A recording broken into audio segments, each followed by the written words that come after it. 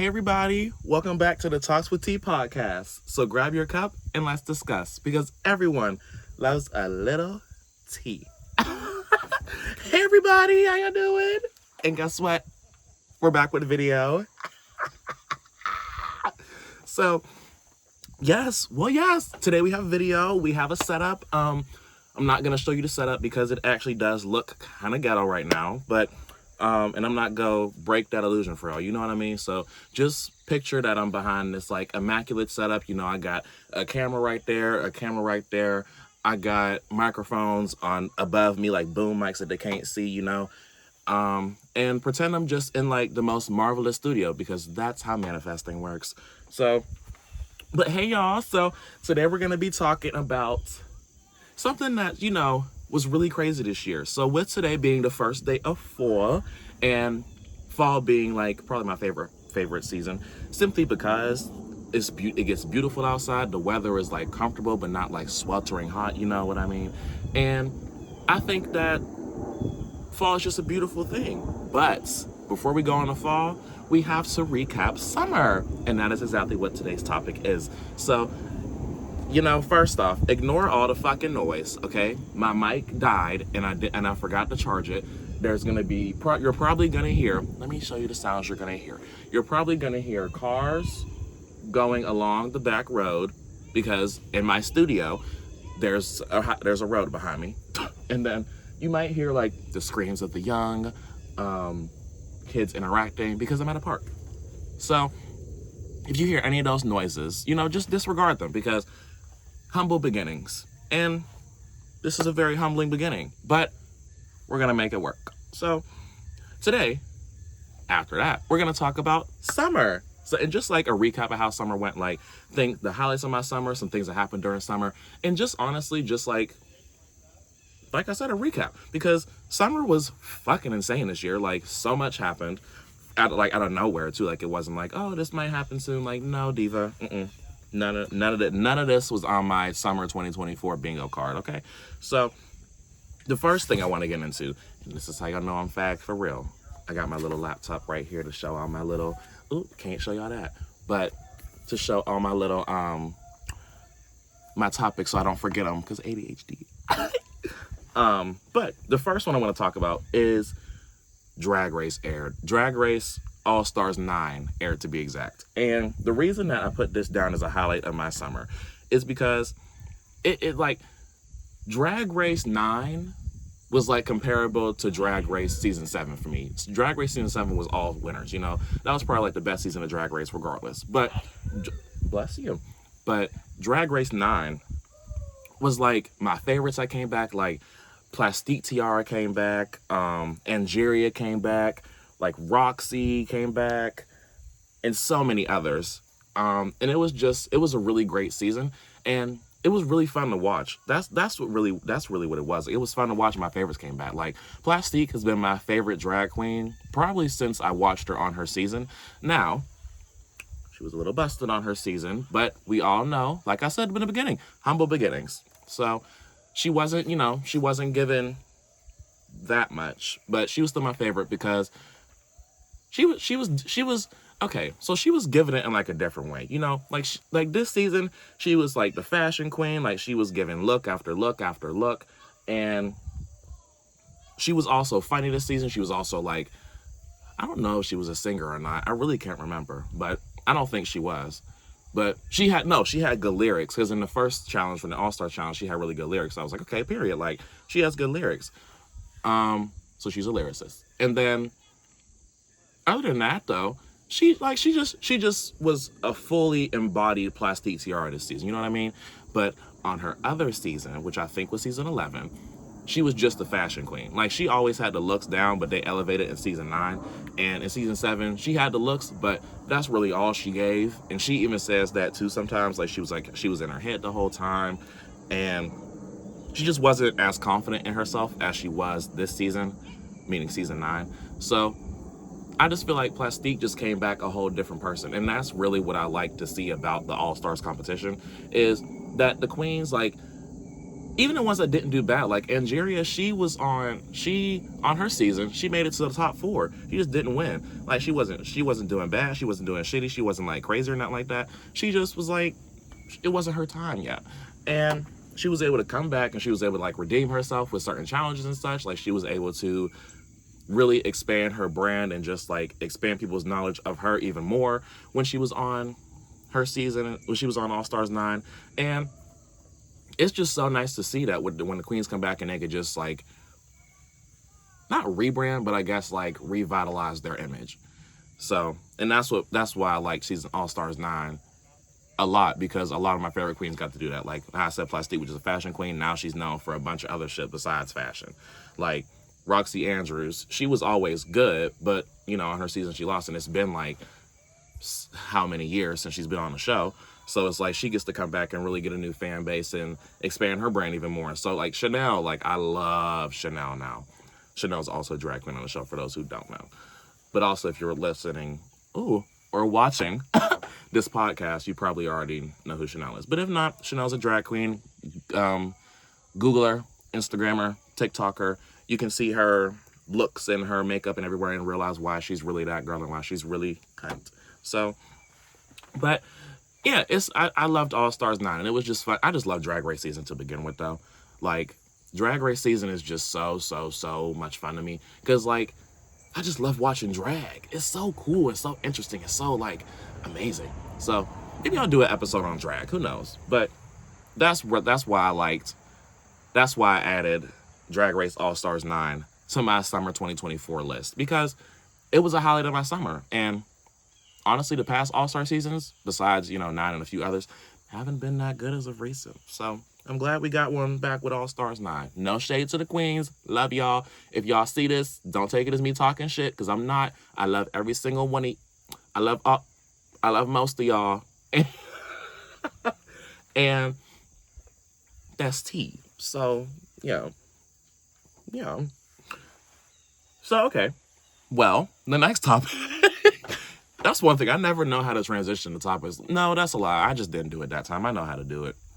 So, but this next topic that made summer 2024 really good was I started reading. And I love reading now. Like, okay, so this summer I started reading, and what book did I start reading first? I started reading A Good Girl's Guide to Murder, period, toward that. And it was a good book. Like, it was cute, it was fun, it was fresh. It was like a mystery with like a little bit of love story in it, and it was like young romance. Young romance is basically like the teen shows that you see, like Degrassi could be, I guess Degrassi could be considered young romance because they didn't show. Yeah, basically young romance is like regular romance movies, but just without all the sex scenes and stuff. It's just the romanticness. It's just the intimacy. It's just showing all of that, basically. That's what, YA books are.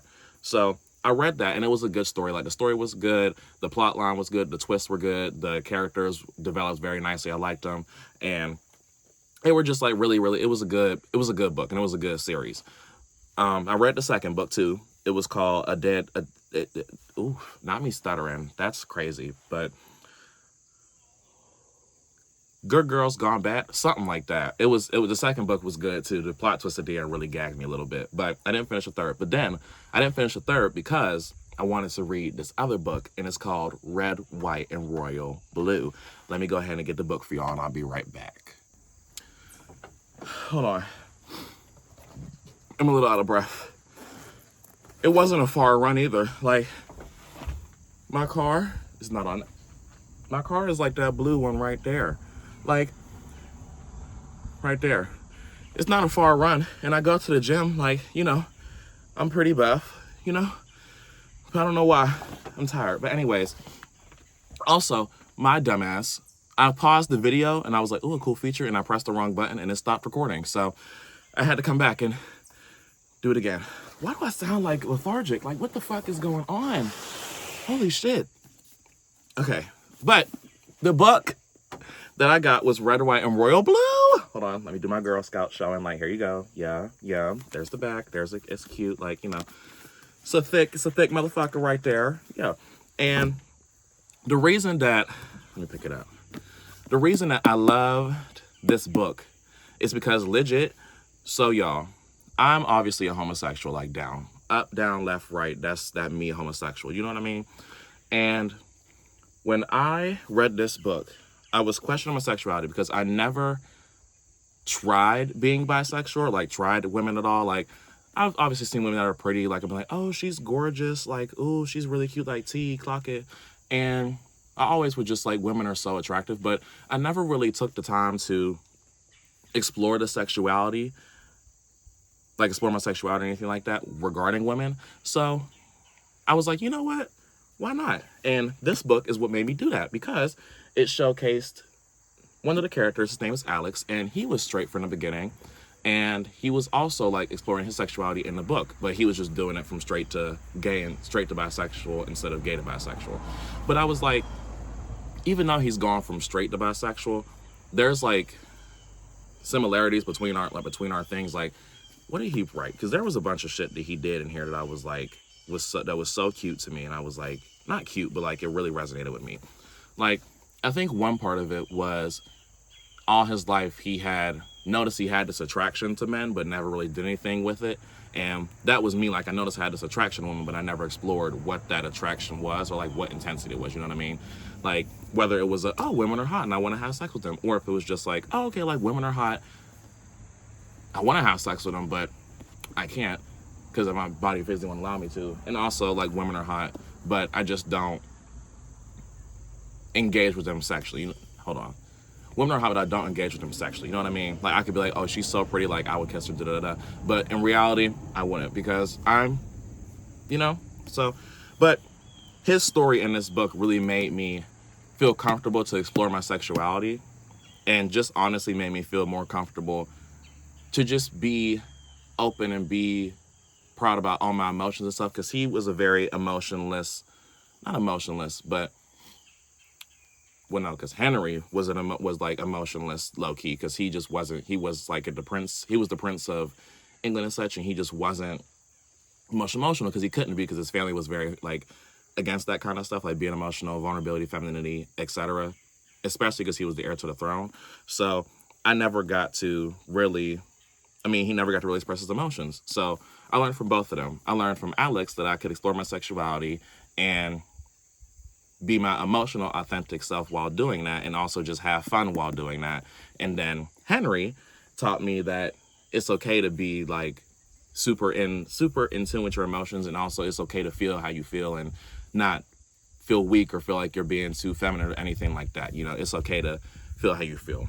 So the book was really good, and it made me get into reading a lot, which I love. I actually have another Casey McQuiston book.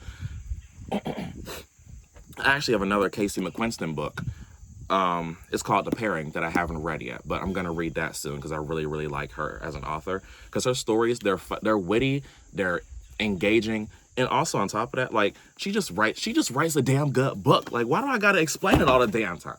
No, I'm just kidding. But she writes a really good book, and I really would like to read some more from her. So that's how I got into reading for the summer. Oh, and also from the book, I liked it so much that I got a tattoo. I don't know if you can see it. Yeah, I got this little tattoo. So if you know the book, you know the story behind the tattoo. If not, then just Google the key scene, and it'll make sense. So yeah, then again, transitioning with topics.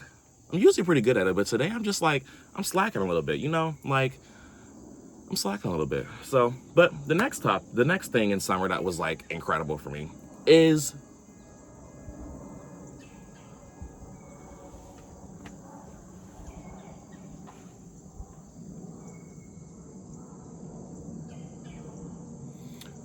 okay, well, now that the plane has flown over, you know, we didn't get bombed or anything. I was talking about the music for summer 2024. Summer 2024's track list will go down in history as one of the best summers ever for music. Honestly, this year is gonna go down in music as like a great year for music. This feels like how 2018 felt with music. You know what I mean? Like, every single song that was released was like fucking incredible. Every single mainstream artist that released was damn good. It was a battle for the charts and a battle for the Grammys and the awards and all that kind of shit. Like, it was just a battle all through and through. And I feel like this summer was that, like 1,000% down. And honestly, all the music that I like got to this summer was just, it was phenomenal. Like, you got Espresso. Espresso is the song of the year. I don't give a fuck what nobody says. If it gets snubbed at the Grammys, even though we already know the Grammys are shit, it is the song of the song of the year, because that song took off. It catapulted Sabrina's career. Sabrina, sorry girl, love you down. It catapulted Sabrina's career, and you heard it everywhere, on the radio, at the gym, at like random events. Like, Espresso is that girl. And even still, like, the reason I know it's the song of the year and not the song of the summer is, one, it won a VMA for it, clocked it, and it also, I still play it religiously. Like, I legit just played it this morning, and it still sounds fresh. It still sounds as good as it did when I first heard it, and I still bop to it like, that's that me espresso. You know? Like, get down with it, period. It's a phenomenal song. And then also, Sabrina released Short and Sweet, which is just like a damn good album too. So, beyond incredible work from her. Love her down. Sabrina, would love to meet you, girl. You're hilarious as fuck. You're horny as fuck. Me too. Like, I'm funny, I'm horny, and that's that. Like, clock it. So, Sabrina, we should meet. The next music artist that was really good this summer that I wanted to highlight was Trouble in Paradise by Chloe Bailey. It is her album, and that album is probably one of the best R&B albums of the year. Honestly, I'll go as far to say it is the best R&B album of the year, because that album from top to bottom is incredible. Like, here, I'll even show y'all so y'all know I'm not lying. Maybe not every single song, but legit, probably every single song besides one is downloaded from this album. Like, and I shit you not. Like, and I'll even show you, because I'm a real bitch, you know? Let me get my finger so I can scroll. See how that says hearted and added to playlist on basically every single song. Basically all of them got a favorite. And basically, like I said, almost every single song is downloaded from this album, except for one song. Well, my computer doesn't have internet access in the wilderness, so we're not gonna see it right now. But just, you know, you saw the receipts, just believe me. It literally is one of like the best R&B albums of the year. The songs are so different, anything I've ever heard before. Her vocals are always fucking incredible. Like, and the sounds are just so unique. Like, and the themes of the songs too. Like, this bitch wrote a song about her rose. Like, come on. Nobody's writing songs about their roses anymore. They're writing about, like, you know, sex and all that, but they're not writing about roses. She said, fuck them flowers, give my rose. Like, come on. Like, she's that girl. I love Chloe Bailey so much. She's also horny, just like Sabrina Carpenter. Her and Sabrina need to make a song together, because horny plus horny equals horny squared. And who doesn't want horny squared music? Like, come the fuck on. So, Chloe Bailey had a really good album. And honestly, it didn't get as much... Sorry. Excuse me. It wasn't ladylike. I haven't heard many people talking about her album all like that. Like, people talked about it, but it wasn't like as big as I want it to be. So, and then you also got Terryaun. Obviously, we love Terryaun. I'm not gonna lie, on her new album, I only like 3-4 songs from it. But as a person and as an artist and just as what she represents, love Chapel Down. Like, lesbian in the scene, she's doing these incredible performances, like at the VMAs with Good Luck Babe. She was giving Hunger Games and shit when she shot the arrow and the thing caught on fire. Like, she is phenomenal for the music scene and just honestly for the gay music scene. And it's just nice to have queer representation in music as well, but also queer representation where they're actually famous. Because, you know, there's some people in the queer music scene that like are famous, but aren't like mainstream. Like, to me, I would consider... No, because I was going to say Troye Sivan. But the thing is, Troye Sivan is like, the album he released was damn good too. But that was last year. I don't know. I feel like we don't have many like big mainstream artists like Chapel. You know what I mean? Like, Troye Sivan, yeah, he's making waves. Yeah, he's making movements and stuff. But people still sleep on him. Is that the dog? oh, bitch, if that hoe run up here, I'm, because he gonna bite the shit out of me. He is a big bitch, okay? But, anyways, back to Chapel. Yeah, so, I think Chapel's really good, and I think she's good for the music scene. And also, we can't not talk about it. Megan the fucking Stallion, like, she solidified herself as an artist of, like, forever. Like, her album, Megan, was, okay.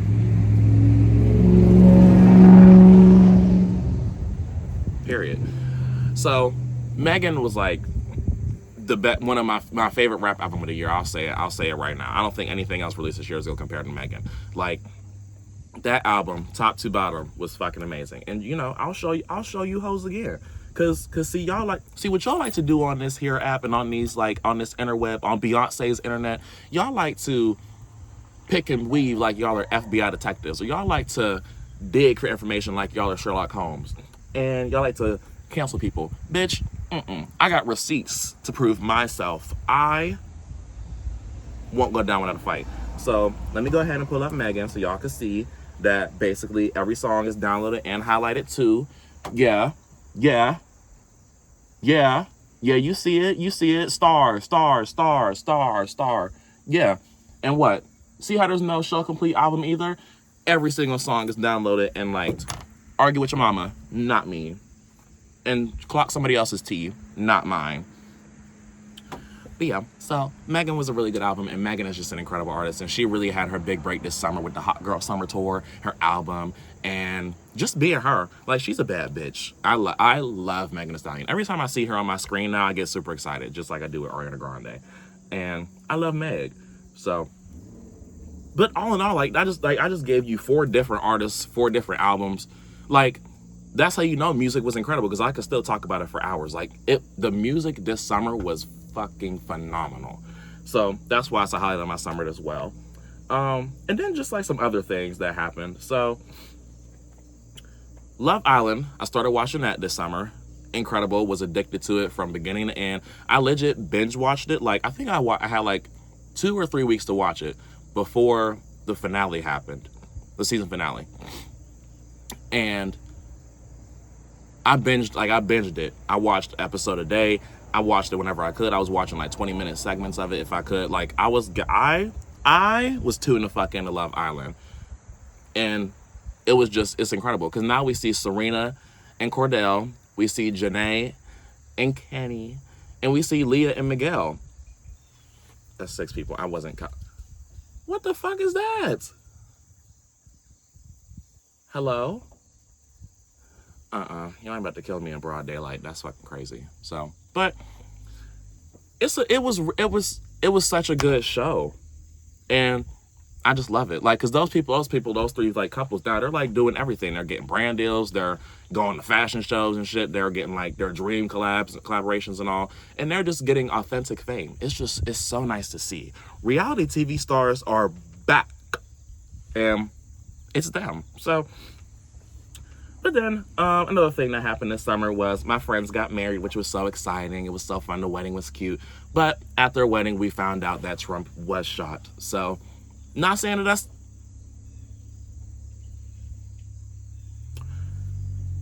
At their wedding, we found out that Trump was shot. And that is very sad news.